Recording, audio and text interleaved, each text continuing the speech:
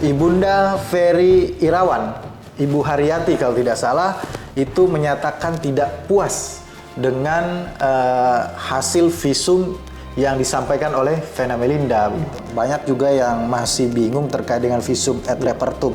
Boleh nggak sih seseorang yang mengalami katakanlah kekerasan gitu ya, kekerasan fisik, kemudian dia ujuk-ujuk datang ke rumah sakit minta divisum gitu, Bang?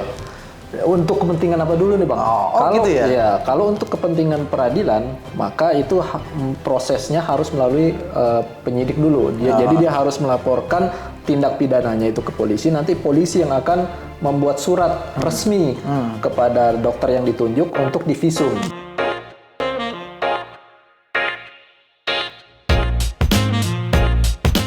Assalamualaikum warahmatullahi wabarakatuh.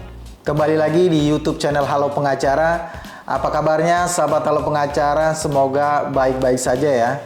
Dan pada kesempatan kali ini kembali Halo Pengacara akan memberikan ulasan terkait dengan isu hukum yang sedang viral di masyarakat yang menjadi perbincangan hangat di media massa maupun di media sosial. Bersama Bang Hari Kurniawan, pada kesempatan kali ini kita akan kembali memberikan ulasan terkait perkara dugaan KDRT yang dialami oleh Vena Melinda yang diduga dilakukan oleh suaminya Ferry Irawan. Ini memasuki babak baru nih, Bang. Iya, Pak. Terkait dengan visum. Iya. Ibunda Ferry Irawan, Ibu Haryati kalau tidak salah, itu menyatakan tidak puas dengan hasil visum yang disampaikan oleh Vena Melinda begitu. Nah, pada kesempatan sebelumnya kan Vena Melinda dalam keterangan persnya menyatakan kalau Vena Melinda itu mengalami luka berdarah di bagian hidung yang disebabkan oleh pecahnya pembuluh darah gitu ya, karena dipiting atau dihimpit begitu katanya. Kemudian juga menyatakan bahwa tulang rusuknya patah begitu ya.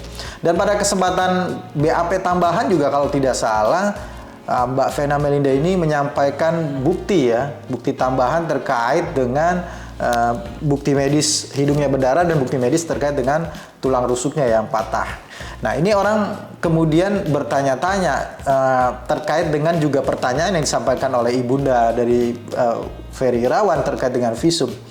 Nah, sebelum kita mempertanyakan tentang visum ini terkait dengan hukumnya ya, Bang ya, apa sih sebenarnya visum itu, Bang? Ya, visum itu sebenarnya dikenal di dunia kedokteran ya, Bang ya. Visum kalau di ada panjangannya tuh, Bang. Apa tuh panjangannya, Visum et repertum. Visum et repertum gitu ya. Intinya laporan atas hasil dari penglihatan dokter terkait dengan adanya luka, adanya pokoknya pemeriksaan terhadap korban gitu ya. Artinya pemeriksaan yang dilakukan oleh dokter yang kemudian dituangkan dalam surat tertulis yang menjadi keterangan ahli ya dia. Iya, betul. Ahli kedokteran begitu ya, atau bisa dikenal juga kalau di KUHP itu kedokteran kehakiman. Kalau sekarang mungkin ahli forensik kedokteran forensik begitu ya. Ya, ini juga yang menjadi pertanyaan sahabat Halo Pengacara nih, Bang. Banyak juga yang masih bingung terkait dengan visum et repertum. Boleh nggak sih seseorang yang mengalami katakanlah kekerasan gitu ya, kekerasan fisik, kemudian dia ujuk-ujuk datang ke rumah sakit minta divisum gitu, Bang? Untuk kepentingan apa dulu nih, Bang? Kalau untuk kepentingan peradilan, maka itu prosesnya harus melalui penyidik dulu. Jadi dia harus melaporkan tindak pidananya itu ke polisi. Nanti polisi yang akan membuat surat resmi kepada dokter yang ditunjuk untuk divisum. Gitu, Bang. Jadi kalau untuk kepentingan laporan kepolisian, makanya di visum itu ada di atasnya itu pro justisia. Berarti untuk kepentingan pro justisia di kepolisian itu dalam arti proses penyidikan. Proses peradilan. Iya.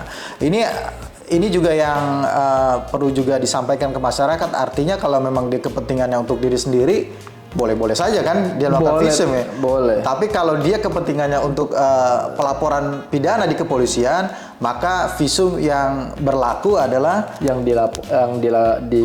diminta oleh penyidik. Ya, berlaku dalam artian bahwa visum yang digunakan oleh penyidik untuk melakukan pemeriksaan adalah menjadi dasar pemeriksaan adalah visum yang ditunjuk atau visum yang diarahkan ya, diminta ya oleh penyidik melalui rumah sakit yang ditunjuk begitu. Betul, ya, oleh dokter yang ditunjuk begitu ya. Artinya jelas ya Bang ya, perbedaannya ya Bang ya. Nah, terkait dengan perkaranya Ibu Vena ini ya Bang, ini kan tadi seperti yang kita sebutkan, Ibunda Ferry ini kan mempermasalahkan tidak puas dengan hasil visum begitu ya. Nah, ini secara hukumnya sebenarnya ada dasar hukumnya nggak sih Bang? Kenapa visum itu memang yang menjadi dasar pemeriksaan kepolisian itu adalah yang memang yang ditunjuk oleh kepolisian itu sendiri Bang? Ya, sebenarnya kalau untuk keterangan bukti surat apa segala macam itu ada di pasal KUHP pasal 133 ayat 1 itu. Pasal 133 KUHP ya? KUHP. Di dalam pasal 133 KUHP bunyinya itu ayat 1, dalam hal penyidik untuk kebutuhan peradilan tangani seorang korban baik cedera, keracunan atau mati diperhitungkan karena kejadian yang disebut tindak pidana, dia berkuasa ajukan keinginan keterangan pakar ke pakar kedokteran kehakiman atau dokter atau pakar yang lainnya. Iya.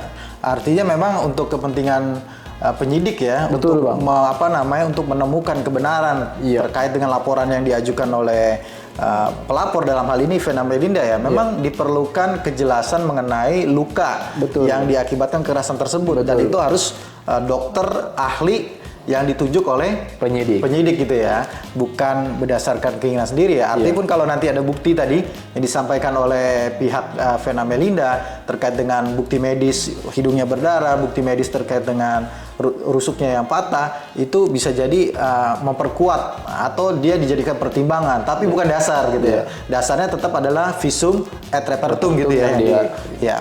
Ya, artinya jelas lah Bang ya, masyarakat sudah bisa membedakan nih mana visum yang memang digunakan untuk keperluan pribadi, mana visum yang memang digunakan untuk laporan pidana gitu. Artinya kalau memang sahabat atau pengacara mengalami kekerasan begitu ya, dan ingin melaporkan kekerasan tersebut ke kepolisian, maka lapor dulu baru dilakukan pemeriksaan. Dan laporan itu jangan lama-lama ya, nanti lukanya atau bekas lukanya itu hilang begitu ya. Ya, jadi itu Bang, benar Bang yang tadi Bang Heri sampaikan. Jadi kalau misalkan ada masyarakat yang menjadi korban tindak pidana, dia luka atau itu keracunan atau itu jangan langsung ujuk-ujuk datang ke rumah sakit untuk diminta visum, tapi dia harus melaporkan dulu ke pihak kepolisian dulu. Nanti biar penyidik yang akan membuat surat untuk dibuatkan visum et repertum kepada si korban ini. Ya, sudah jelas ya. Mungkin sahabat ala pengacara sudah mendapatkan pencerahan terkait dengan visum et repertum ya. Tergantung nanti keperluannya apa nih untuk visum nih, untuk keperluan pribadi atau untuk keperluan tindak pidana ya. Tadi jelas disampaikan. Ya mungkin itu Bang Hari ya, terkait dengan update visum et repertum yang dipermasalahkan atau Ibunda Ferry ini nggak puas dengan hasil visum yang disampaikan oleh Vena Melinda. Demikian, terima kasih sahabat Halo Pengacara yang telah menyaksikan video ini sampai dengan selesai. Jangan lupa like, comment, subscribe, dan juga share video-video dari Halo Pengacara. Dan jangan lupa nyalakan lonceng supaya tidak ketinggalan update terkait dengan ulasan-ulasan hukum Halo Pengacara terhadap isu-isu yang sedang viral di masyarakat. Sekali lagi terima kasih. Salam Halo Pengacara. Assalamualaikum warahmatullahi wabarakatuh.